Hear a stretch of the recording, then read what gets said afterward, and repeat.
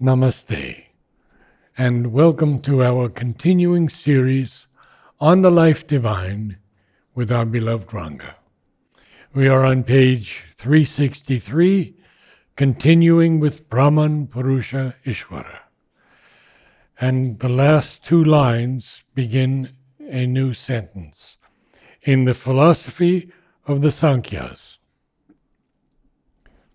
So we read it, and now you'll explain. We have read it. We'll read each sentence and see whether it is clear. Good.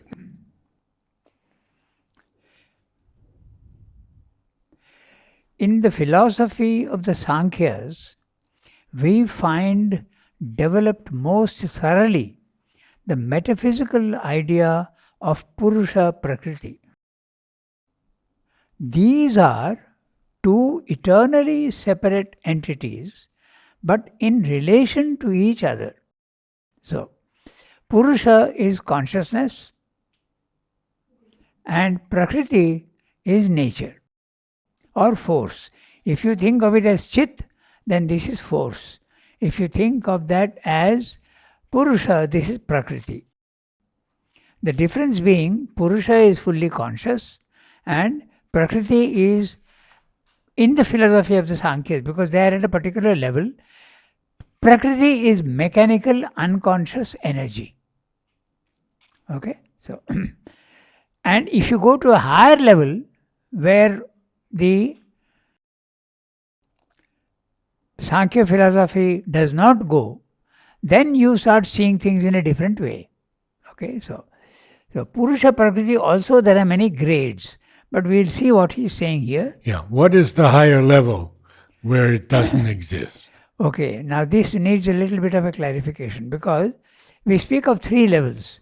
The lowest is the lower hemisphere, body, mind, life, matter, life and mind. Second level is the spiritual planes of consciousness where you are not identified with your body, mind, life.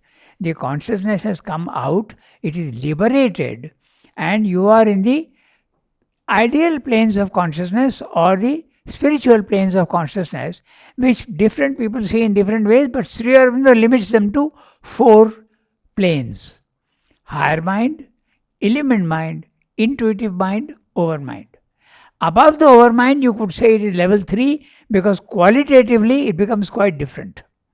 So, the higher is when you are in the spiritual planes of consciousness, it need not necessarily be higher in that sense, because even at the lower level of the higher mind, lower in the second grade, you can have touches of these higher planes of experience, you can have touches. It won't be permanent, but it will have touches. And so the Sankhya's? Yeah, that's right. In the Sankhya Where are they? Yeah. So in the Sankhya philosophy, they see Purusha and Prakriti as separate, but always together. They are always together. Chit and Shakti. You see them both together, but they are different. Whereas in the level 1, our level, we never see Purusha. We see only Prakriti. We see only nature. We don't see the consciousness hiding behind nature. We don't see. So this is the characteristic of this one, the level 1. Level 2 is where Sankhya is applicable. Then when you go even to the supramental level, Sankhya is not applicable anymore because Purusha and Prakriti become one. Ah, yes. Chit and consciousness and force become one. Consciousness implies force and force implies consciousness. But in the spiritual planes of consciousness, they are together always but separate. Okay? So, these two are eternally separate entities. But in relation to each other, Prakriti is nature power, an executive power. It is energy apart from consciousness. It is not conscious. It is just pure energy apart from consciousness. For consciousness belongs to the Purusha. Okay? And another detail of the Purusha in Sankhya philosophy, that it is a personal aspect of consciousness. Consciousness can have a personal aspect. You are a person and your consciousness is either cosmic or little more than cosmic, or even sometimes touches of the transcendent. But you feel it as an individual, as a person. Whereas you can feel the consciousness as an impersonal aspect also. So Sankhya is usually there is a stress on the personal aspect. You as an individual are experiencing consciousness. Okay? So these two are eternally separate entities, but in relation to each other, they are always together. Prakriti is nature power, executive power. It is energy apart from consciousness.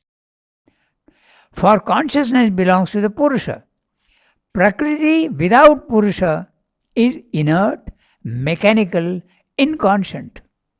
Clear? The river is flowing, no consciousness anyway, just mechanical action. The wind is blowing, the sunlight is coming, the storm is coming. There is no person there, or there is no personality, no consciousness. Mechanical action. So mechanical that you can even forecast and say this will happen, because it's subjected to laws, physical laws. Okay, so that's it. You can say even today that 1000 years from now, you can forecast when there will be an eclipse, because it's mechanical.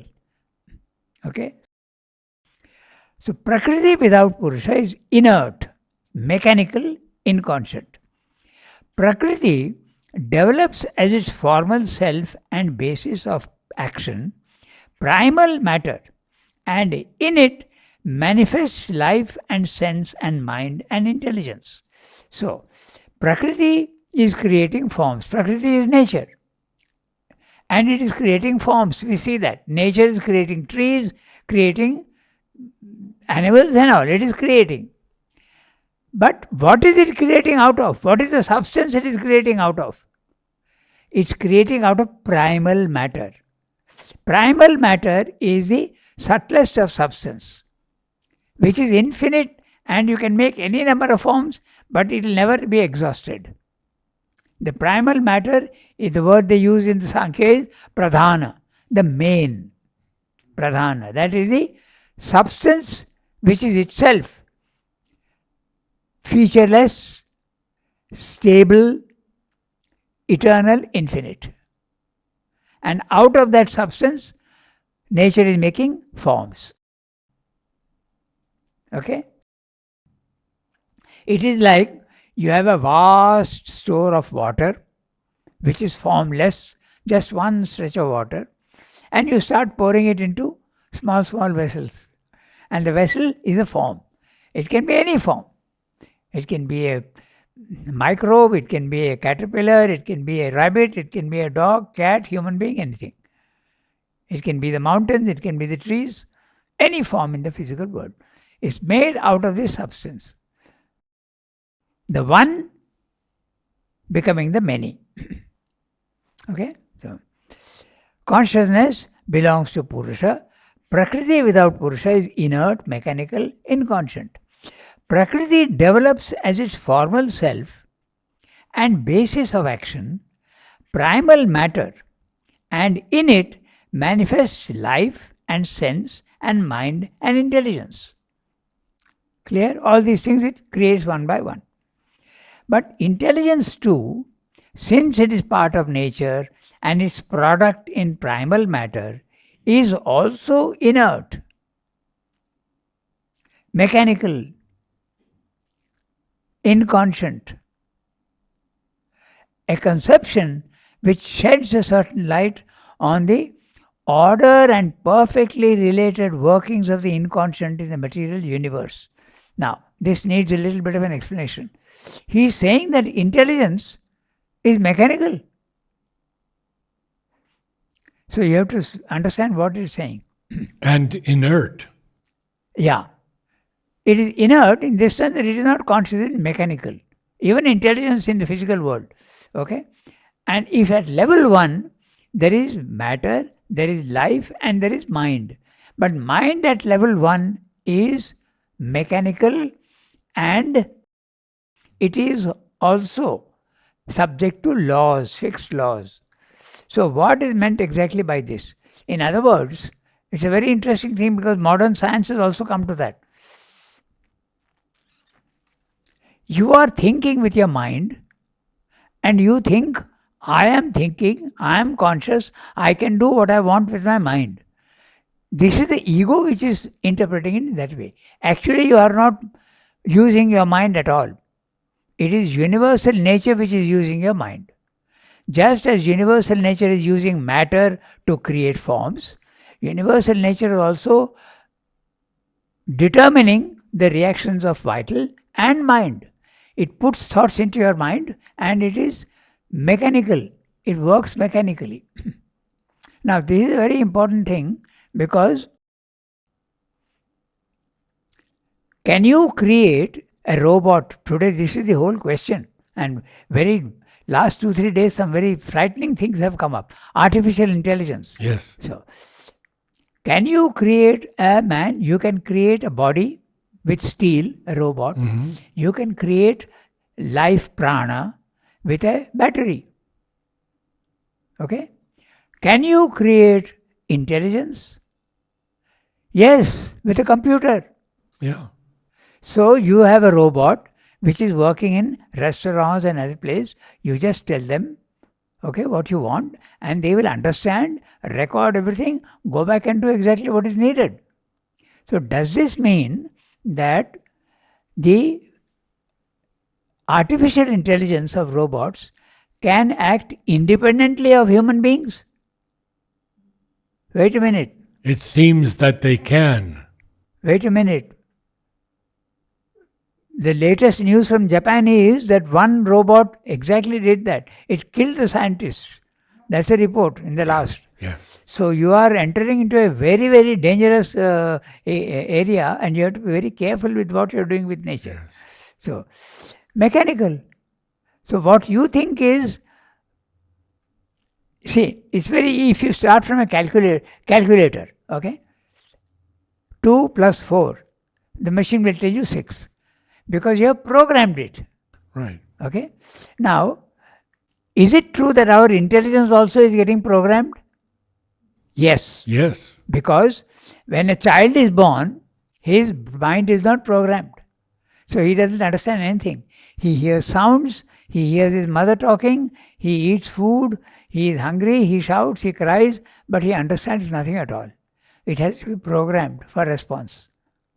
Okay? Now that's interesting, isn't it? Yes. So, and depending on which country and where you are, the programming is different. Okay? You start believing things according to what you have been programmed to do. The environment programs you. Okay, partly hereditary also. The only difference between a robot and a human being is that a human being has consciousness is there both places, intelligence, but the soul. Yeah. Now that's a question. Now, is it possible that all human beings have a soul?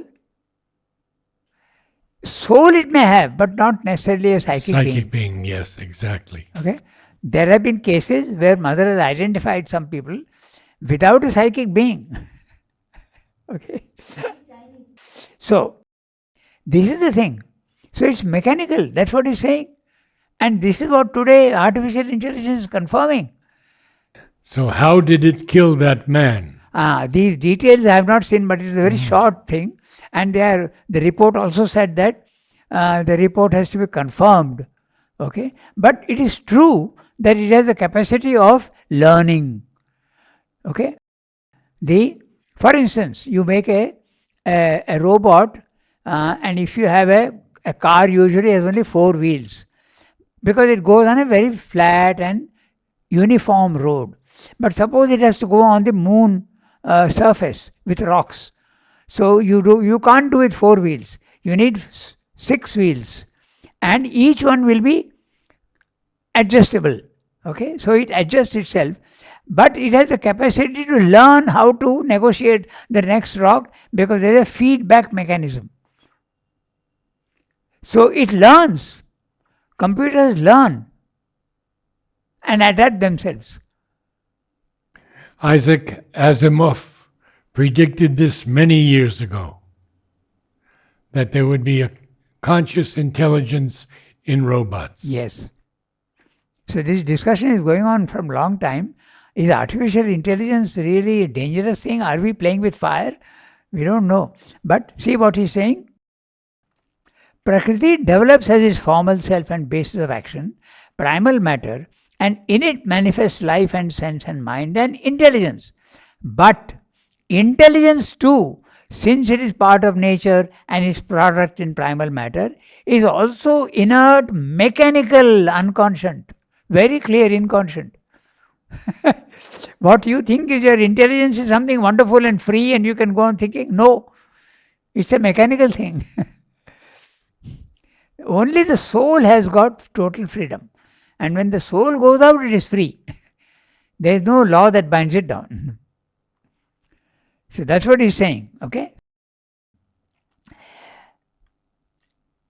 Inconscient, a conception which sheds a certain light on the order and perfectly related workings of the inconscient in the material universe. Now, I'll discuss this also a little bit.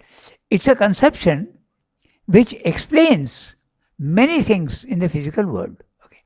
Take instinct in animals. That's the best example. It is doing mechanically something that seems to be a logically thought out sequence. But it's not a logically thought out sequence. It's mechanical. Take the flight of birds. Okay, migration of birds. Why should it migrate down south 5,000 miles when winter sets in the northern hemisphere?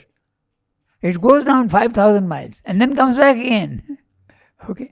Why do fish go again into their source from the sea? They go back again to spawn. Okay. Then why do birds build nests before the eggs are coming? The instinct. But it is done with such precision and so much of... The other day I was seeing a video where one bird builds a nest, okay? But it makes two chambers. One chamber is secret chamber and the other chamber is a big hole, and when the snakes and others come, they will go into the big hole and see that there is nothing.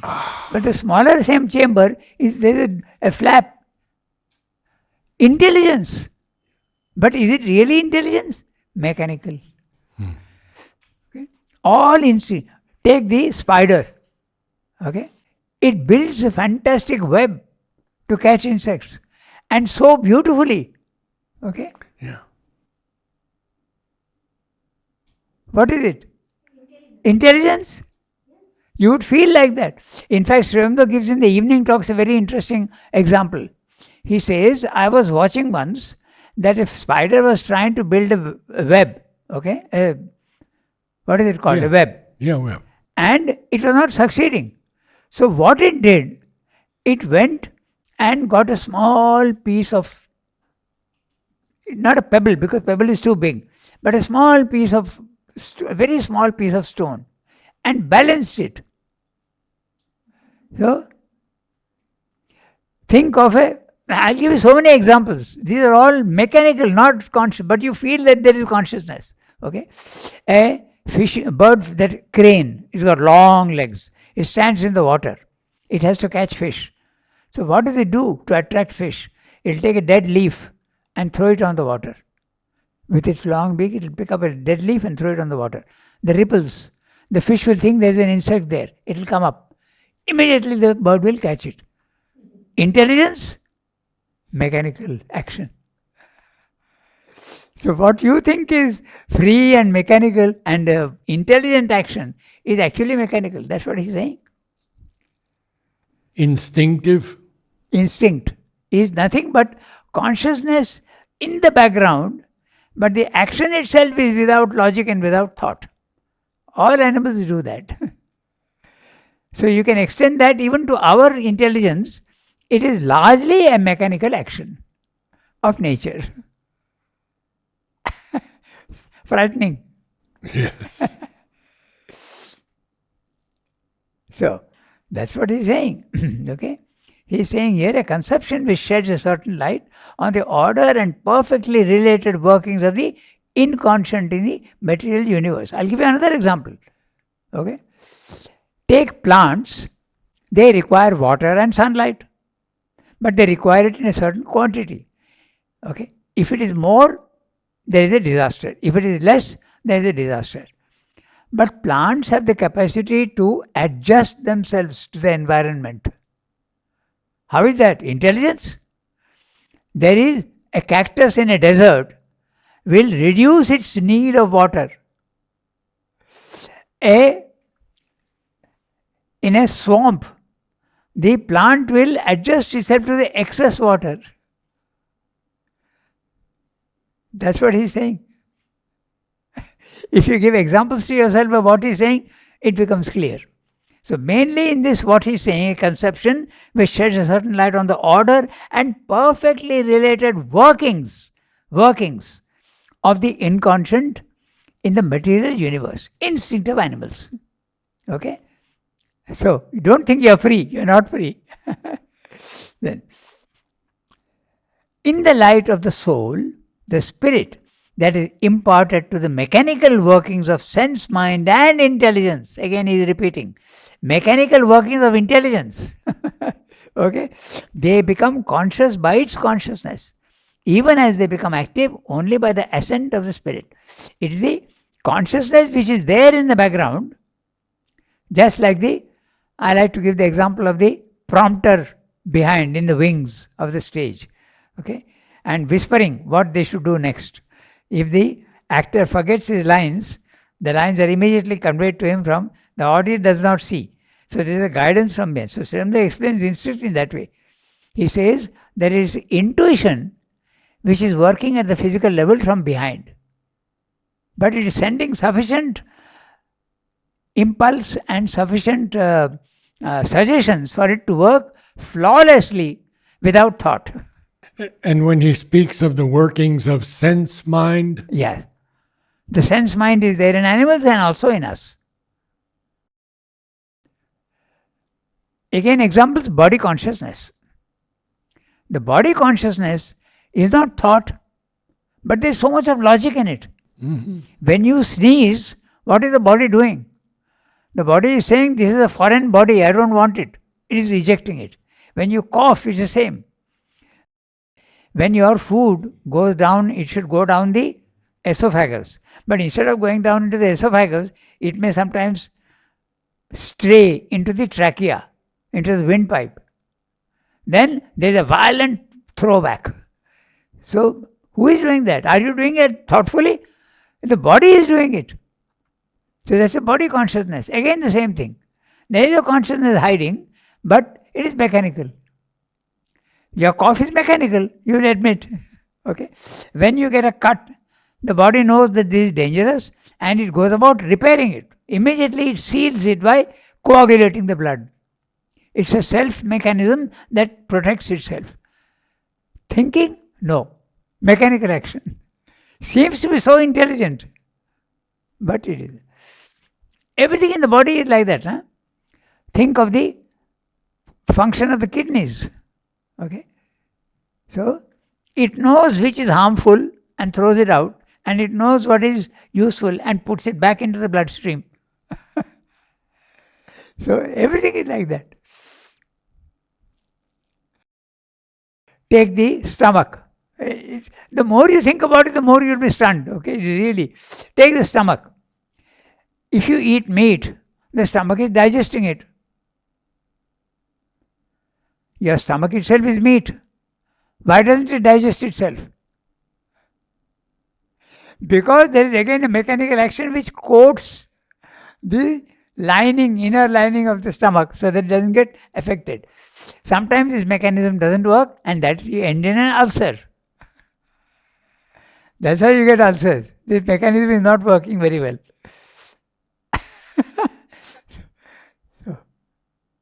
So this is exactly what he's saying. And he's saying that so clearly.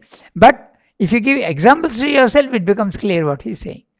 Otherwise, it remains a little hazy and vague. So now see, A conception which sheds a certain light on the order and perfectly related workings of the inconscient in the material universe.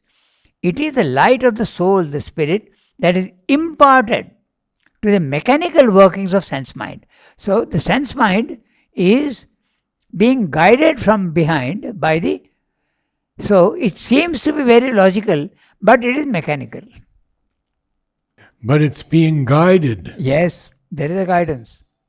Because sometimes animal instincts can go wrong. If they don't follow their instinct and do something wrong, okay, then it doesn't work. I have seen birds trying to build a nest and unable to build a nest because they are taking twigs which are too big. They are not being able to build a nest. One day I was going in a particular house, in an art house, and I saw under the mango tree a large pieces of, these twigs, but they're not twigs, they're large, too large. And I wondered from where they're coming, who could have thrown these here. I looked up and saw these two crows trying to build a nest, but not succeeding. So this is what they say, okay, which sheds a certain light on the order and perfectly related workings of the inconscient in the material universe. It is the light of the soul, the spirit, that is imparted to the mechanical workings of sense mind and intelligence. They become conscious by its conscious. So there is seems to be some sort of consciousness, but it's largely mechanical. It's guided by because after all there is a logic in the building of a web by the spider. There's a logic. Okay, there's a logic in all that the animals do, but it is mechanical. But he says they become conscious by its consciousness. Yes, that means so there, with us also, there is a consciousness, which is the instinct. The consciousness which is imparted to them becomes the instinct at that level. Okay, clear. Okay, so they become conscious by its consciousness. In other words, if that consciousness is not there, even the mechanical thing will become chaotic. That's what it's meaning. Even as they become active only by the assent of the spirit. So, Purusha is the one that says to Prakriti, yes, do what you are doing, I allow you to do it. Okay? So, this is what normally happens. Now, this is a very interesting thing because even in the yogic field, this can happen. I'll give you an example. This consciousness which is guiding is so important. So I'll tell you an example where it doesn't work. Okay. So in the physical world here, what is centralizing our being and making it very, very logical, step by step, orderly? It's the ego. You are conscious of yourself as a person, and that's the ego. And so the ego centralizes all your actions and makes it purposeful and meaningful. Sometimes you may see people who are not very developed. You will see that their actions are very haphazard and they don't order their life with intention. Floaters. You will see that if you are very observant. But mostly human beings there is a purpose in what they do. Okay? So this is ego which is doing that. Now, in the spiritual consciousness, when you go up, out of your body-mind life, you lose your ego. Ego is not there anymore. The sense of separateness is not there. So you lose your ego. So if you have lost your ego, the centralization of the being, something else must replace it. Otherwise it will be chaotic. So that centralization of the consciousness is done by the true individual. But if sometimes the true individual is not there, there will be chaotic action. This happens in yoga. There are 4 things that happen. They say, Jadavat, that means you will behave like a stone. Okay? Because there is no guidance, there is no centralization. Or Pishachavat, Unmattavat, Balavat. You will be behaving like a little baby. You are an adult, but you will be behaving like a little baby. This is what happens. So you must develop yourself fully, and then when you are giving up the ego, it must be replaced by the true individual. If the true individual is not there, okay, and you are in a cosmic consciousness without true individuality, you will be moving about like a vagabond. It's a regular phenomenon in yoga. Balavat, unmattavat, pishachavat, jadavat. Jadavat means you will be like a stone, inert. Okay? Or you will be like a little child. Or you will be like a ghoul, wandering about, okay? Or a madman. We have had examples of mad people in the ashram, and also one case of where he was behaving like a little child, okay? Very, very innocent, but living at a very high level of consciousness. We used to in fact call him Shuren Pagla. And mother was very solicitous to him. And when he passed away, his experiences came out in one of our magazines, and what heights of consciousness and experience. So, this is what the consciousness behind guiding the apparent mechanical force is necessary. If it is not there, chaos. Okay? As they become active by this. So, in other words, what he's saying is, they become conscious by its consciousness, even as they become active only by the ascent of the spirit. So, the spirit behind the soul is allowing nature to act, giving permission to it. Okay? Passively permission is given.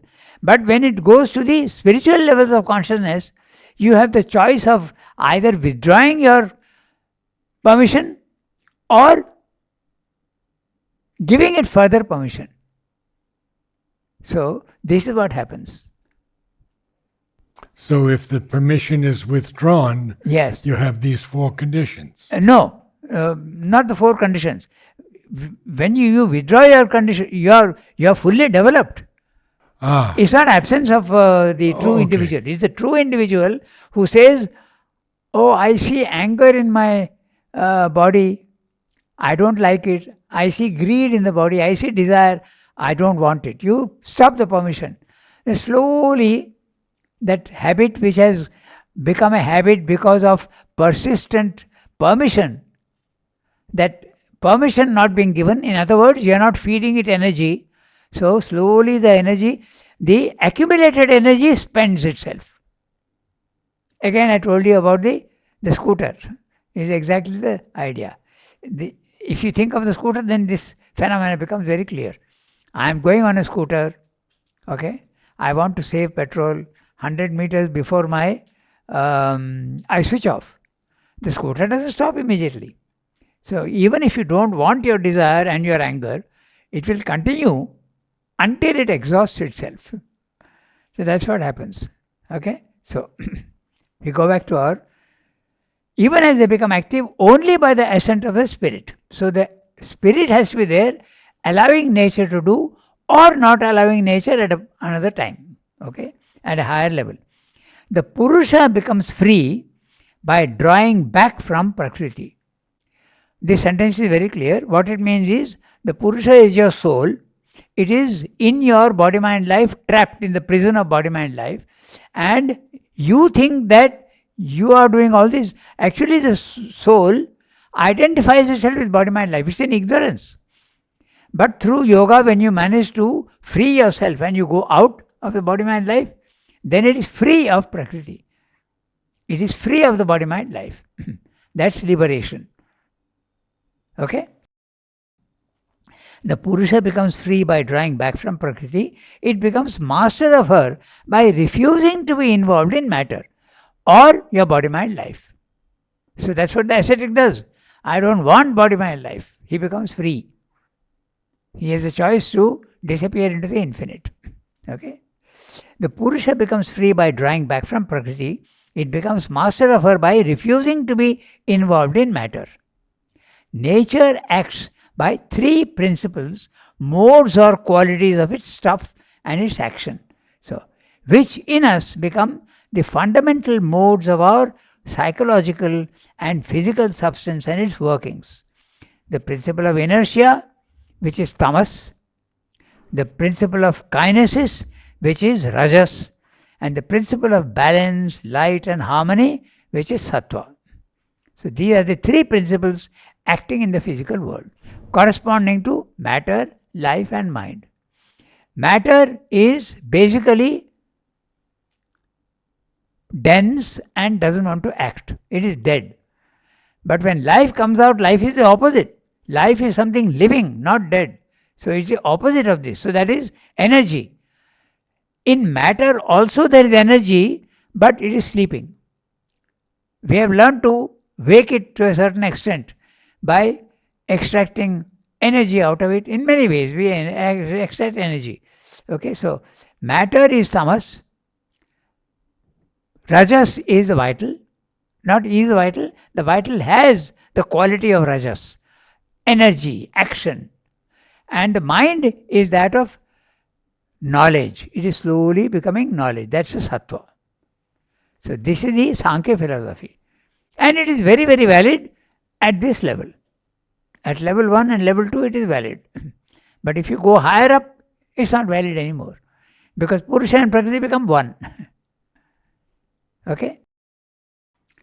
Which becomes the fundamental modes of our psychological and physical substance and its workings. The principle of inertia, the principle of kinesis, and the principle of balance, light, and harmony. When these are in unequal motion, her action takes place. Okay? When they fall into equilibrium, she passes into quiescence. So, this is, we can explain another way, this substance which we spoke about, the primal matter, the substance which is everywhere one and stable, there is no creation. That's what happens when your consciousness goes up into the nirvana consciousness. You are creating nothing and you are in absolutely stable condition. You are absolutely calm and quiet and looking down. The action is taking place all below, but you are only watching. You are the witness. Okay? There is a universal principle and there is an individual principle. They merge. Okay? Whatever is there in the universe is there also in the individual. So, there is a consciousness in the universe which is only watching and which is not acting. Purusha, which is static. And Prakriti is the one that is constantly creating and moving and ever mutable. Okay? So, Purusha, he is still explaining the Sankhya philosophy. Okay. There is another interesting thing. If you start wondering why these three principles are there. Okay, tamas, rajas and sattva. Is tamas, we are trying to, tamas, darkness, okay, stability, permanence, is it necessary? It is very necessary. And that's why it takes on. But it's got negative connotations for us because we have come out of tamas. Because if tamas is not there, there will be no stability of forms. And if there is no stability of forms, which we interpret as laziness or torpor, okay, but it is necessary. Because if I am sitting on this chair and this chair goes on changing its form, how I am going to live in the physical world? If I am talking to you and your face starts changing, okay, to whom am I talking? So stability is very essential and that is provided by tamas. But is stability, if only stability is there is no progress. So energy is the next level to change that stability. So slowly life comes out and there is progress. But mechanical progress. So it comes again to knowledge, the next level. So these three at the lower level, the sattva, tamas and rajas are essential. It's very interesting how this, you have to see it in that way. So now we continue with the Sankhya philosophy. Now there is another thing. When the sea is absolutely stable, there is no creation. No forms are there.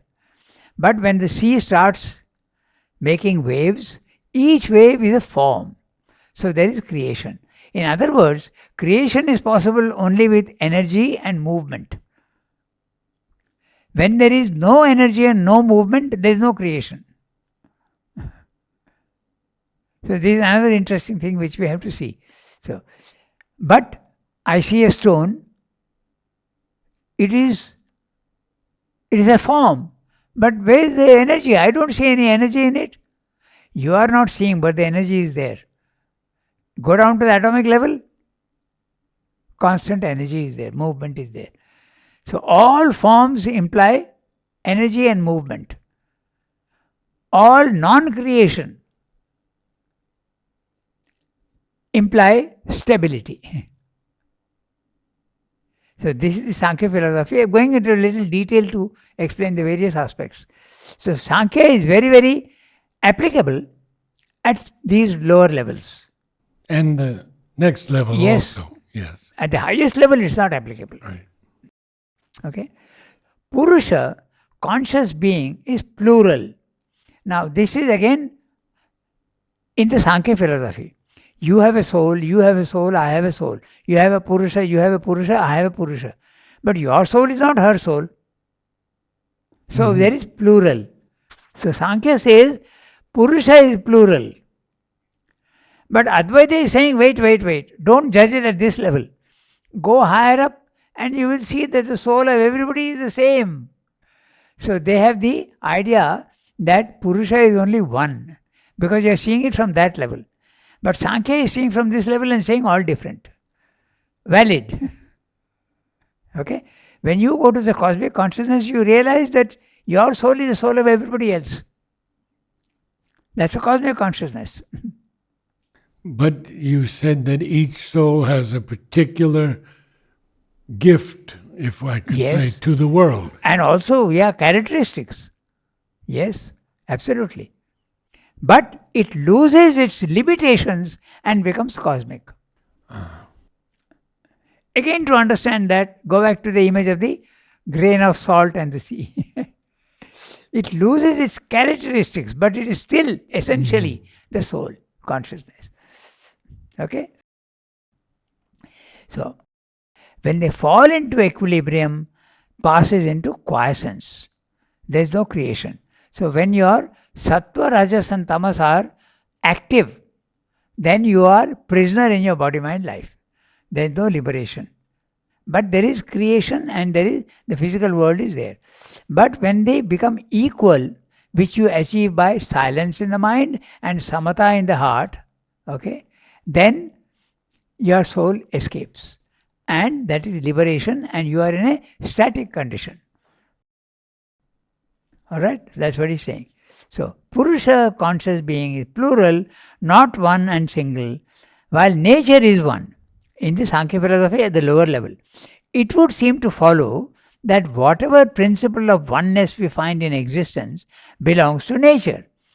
But each soul is independent and unique, there you are, soul to itself and separate, whether in its enjoyment of nature or its liberation from nature. Even when it goes up into the spiritual planes of consciousness, the individual soul is seen.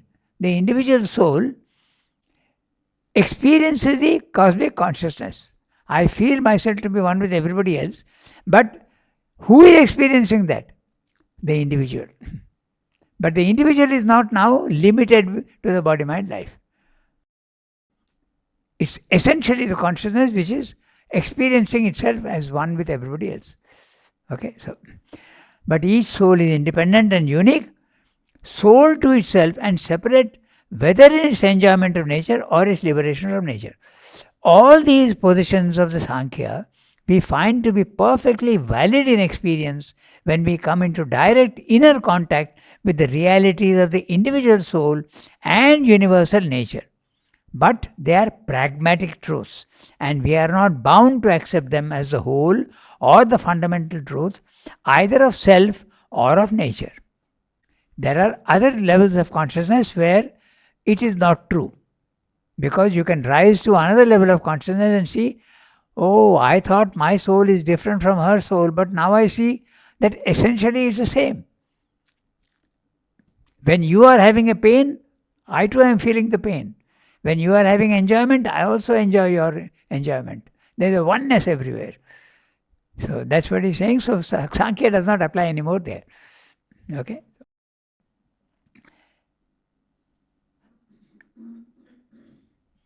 Yeah.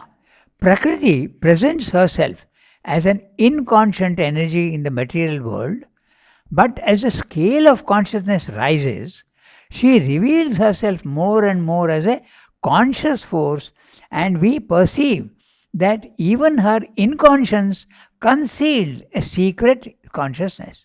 So too conscious being is many in its individual souls, but in itself we can experience it as one in all and one in its own essential existence. So we are going beyond Sankhya if you experience that. Moreover, the experience of soul and nature as dual is true, but the experience of their unity also has its validity. The unity of Prakriti and Purusha is at the highest level, and that also is valid. Purusha and Prakriti become one. Permanently they become one at this third level in the supermind. But you can have the experience of their oneness even in the lower planes, but only for a brief time. You have the experience and it comes down. Okay? So, moreover, the experience of soul and nature as dual is true, but the experience of the unity also has its validity. If nature or energy is able to impose its forms and workings on being, it can only be because it is nature or energy of being, and so the being can accept them as its own. If the being can become lord of nature, it must be because it's its own nature which it had passively watched doing its work, but can control and master. So, we are almost at the end of it, but I'll stop here because this also is something important. We have to understand what he's saying. If nature or energy is able to impose its forms and workings on being, so what is he saying? He is saying that your body-mind life is dominating your soul at the individual level, but it's also true at the universal level. So, your body-mind life is nature, and it is dominating over your soul. How is that possible? Because they are essentially the same. That's what he's saying. So, they are inversely proportional to each other is what you realize. I'll explain what I mean. In matter, energy is total. We agree to that. There is constant energy. Is there consciousness? There is, but it is hiding. It has been controlled by force. As you rise in consciousness, soul awakens. And when you go to the self, the consciousness increases and there is no more any action. So what has happened? Now Purusha is dominating and keeping Prakriti under control. So in other words, they are inversely proportional to each other. In matter, Prakriti is master. Mechanical energy is master and controlling the soul, consciousness. As it keeps rising, first life, then mind, then the spiritual life, then your consciousness becomes absolutely full and energy is held back. Here in the lower level, consciousness is there but hiding. You can say hiding or you can say controlled by force. You can say that. At the higher level also, consciousness is full but there doesn't seem to be any force. There is force but it's controlled. Just like horses which are about to start a race. Okay, the styles are all down and the horses are about to start. They are static. Can you say that they are without force? You can't. There is force but held back. Like the water behind the dam. It's full of force but is held back. It is static. So this is the thing what he is saying.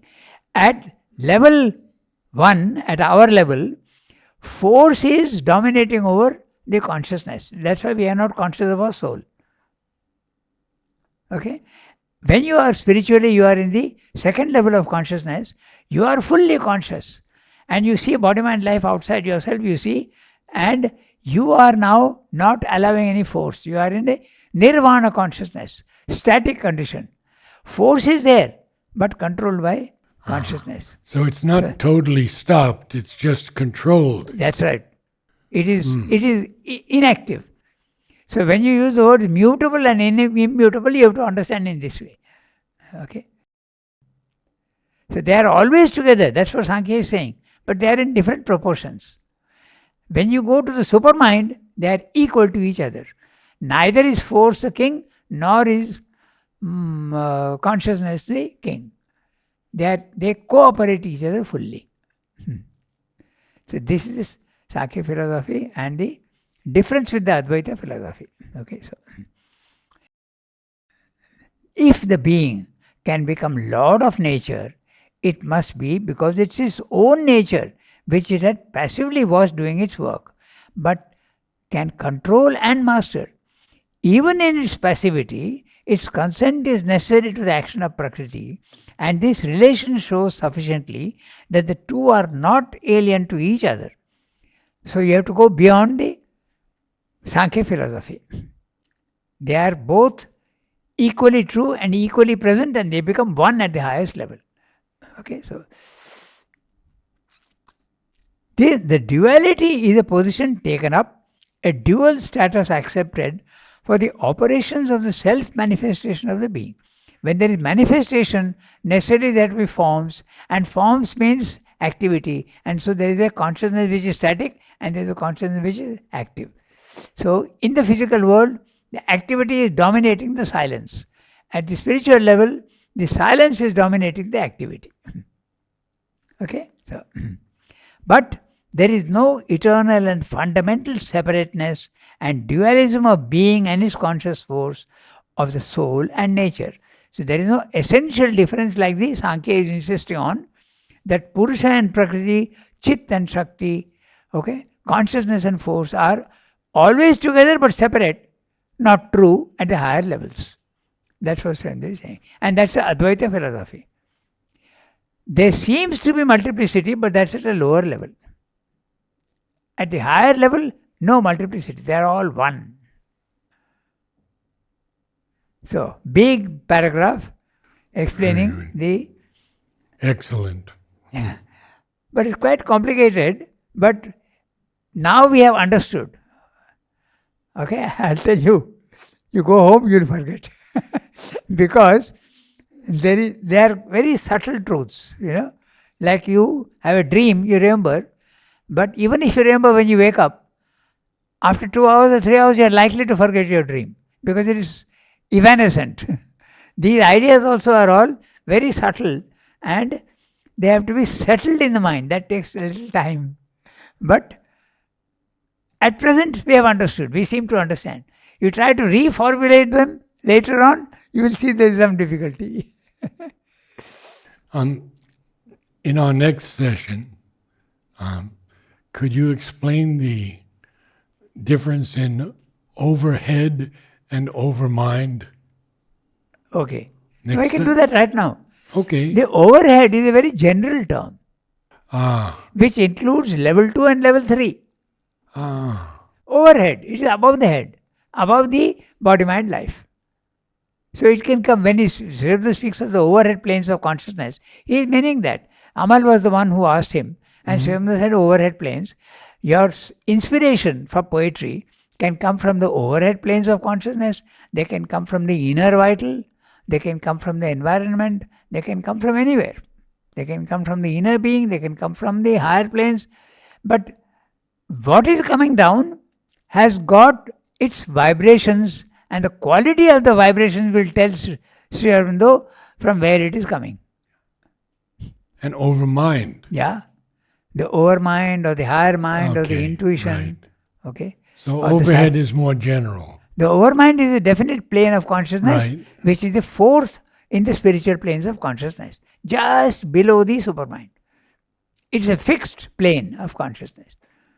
But overhead is a term which you can use for anything, including all these. That's a difference. Thank you. Wonderful. Namaste all. Thank you so much. A wonderful evening.